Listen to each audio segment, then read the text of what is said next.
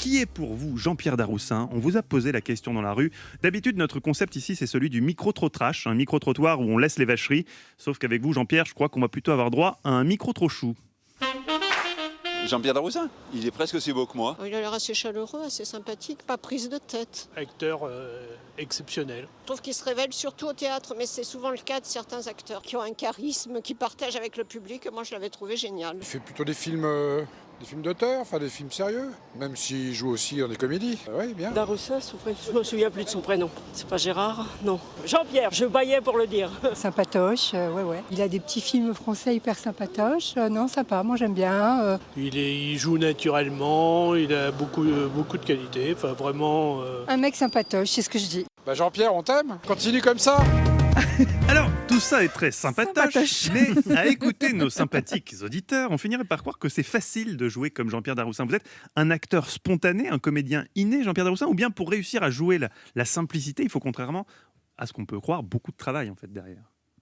Faut les deux, c'est-à-dire qu'il faut une part d'instinct et une part de confiance en soi qui fait que ce qu'on ressent de prime abord quand on aborde un rôle, il faut se lancer là-dedans. Et puis après, il y a aussi pas mal de travail, de réflexion, et puis d'expérience aussi pour savoir quels sont les signes à utiliser pour faire comprendre aux spectateurs qu'est-ce qui se passe dans votre tête, qu'est-ce que vous ressentez, et puis faire partager des émotions et surtout ne pas hésiter à mettre des couches d'émotions dans les personnages. Ouais. Vous dites que vous rêvez de devenir un vieil acteur. Oui, ça c'était. Mais parce que en fait, ce qui m'ont donné envie de faire ce métier, ce sont les vieux acteurs qui m'ont donné envie de faire ce métier. Donc c'est à eux que je me suis identifié quand j'étais gamin, quand j'étais jeune. Et donc je me suis toujours visualisé en Charles Vanel ou en Michel Simon ou des acteurs comme ça. C'était pas les jeunes premiers, c'était pas alors peut-être que j'avais conscience de mes limites, mais en tous les cas les acteurs que je regardais et que je trouvais merveilleux, c'était ces vieux qui dégageaient une humanité qui me touchait, quoi. Voilà. Le Molière que vous avez eu en 2018 pour la pièce Art, que vous jouez toujours au Théâtre Antoine en ce moment jusqu'au 31 décembre, c'est quelque chose qui vous a touché. On a l'impression que, je sais pas comment dire ça, on a l'impression que vous êtes tellement humble comme acteur qu'on a l'impression qu'autant certains courent derrière des distinctions et des prix, on a l'impression que vous, ça a pu peut-être vous avez trouvé ça sympa, mais est-ce que c'est vraiment quelque chose, vous l'avez posé sur votre cheminée, vous le regardez, vous vous dites c'est génial, ou vous vous en foutez? Et dans la cuisine, à côté d'une bouteille d'huile. Mais en vrai, il ne faut pas se tromper. Mais je trouve ça très joli, justement. Enfin,